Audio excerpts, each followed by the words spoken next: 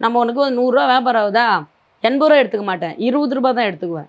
ரூ. 20 எடுத்துன்னு ரூ. 80 வந்து ரொட்டேஷன்ல தான் போடணும். அப்பதான் அது பல மடங்கு ஆகும். இப்ப நீங்களே சொன்னீங்க கீழ ஒரு கடை இருக்கு, அந்த பக்கம் ஆமா, ஒரு கடை ஆமா. இருக்கு. எப்போ இவ்ளோ கடைலாம் எப்போ பில்ட் பண்ண ஆரம்பிச்சீங்க? உழைப்பு தான். ஆனா அதையும் நான் சொல்லிடுறேன். முதல்ல அம்மா கடையிலேருந்து வந்தது தான். சின்ன கடையிலேருந்து வரும்போது, அப்போ சிறுக சிறுக சிறுக தான் நான் வந்து ஒரு சீட்ட கிட்ட போட்டு கொண்டு இந்த கடை கூட நான் ஒண்ணும் பெரிய முதல்லாம் வச்சிடலம்மா. ம். அ ஒரு ஒரு ரூ. 1100 மொத இந்த கடைக்கு வந்து அட்வான்ஸ் குடுத்தேன். எங்க அப்பா பேர சொன்னோனே குடுத்தாரு இந்த ஓனரு. அவரு அவரு அந்த சார் வந்து எனக்கு நல்ல மனசோட குடுத்தாரு. அவர் மனசு மாரியே நாங்களும் வளர்ந்துட்டுருக்கோம். அதில வந்து ஒரு தண்டல் கிண்டல வாங்கி கொஞ்சம் கொஞ்சமா சரக்கு போட ஆரம்பிக்கும்போது, மக்களுடைய ஆதரவு எனக்கு அதிகமா இருந்தது.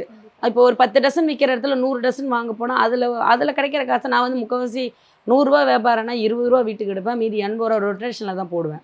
இந்த கணக்கு தான் எனக்கு எப்பவுமே. எப்பவுமே எந்த பிசினஸ் ஆகட்டும், நான் முதல் வந்து நம்ம உனக்கு ஒரு ரூ. 100 வியாபாரம் ஆகுதா, ரூ. 80 எடுத்துக்க மாட்டேன். ரூ. 20 தான் எடுத்துக்குவேன். ரூ. 20 எடுத்துன்னு ரூ. 80 வந்து ரொட்டேஷன்ல தான் போடணும். அப்பதான் அது பல மடங்கு ஆகும். அப்படிதான் என்னுடைய கருத்து. எந்த கருத்தா இருந்தாலும் எங்க வீட்ல ஃபேமிலில எடுக்கிற முதல் வேலை அதுதான்.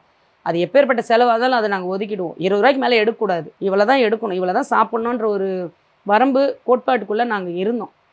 அந்த சிக்கனம் அந்த அன்னைக்கெல்லாம் இருந்த சிக்கனத்தினால தான் இன்னைக்கு நாங்க இந்த அளவுக்கு ஆளானோம். இப்ப இருக்கிற மாரி அது இதுன்னு நாங்க ஆடம்பர வாழ்க்கைலாம் வாழல. ஆனா ரொம்ப பேர் நினைப்பாங்க, அம்மாச்சின்றவங்க எப்பவுமே இப்படியான்னுட்டு. கண்டிப்பா கிடையாது. இதே மாரி கடின உழைப்பு யார் இருந்தாலும் நல்ல முன்னேற்றத்துக்கு வரலாம்.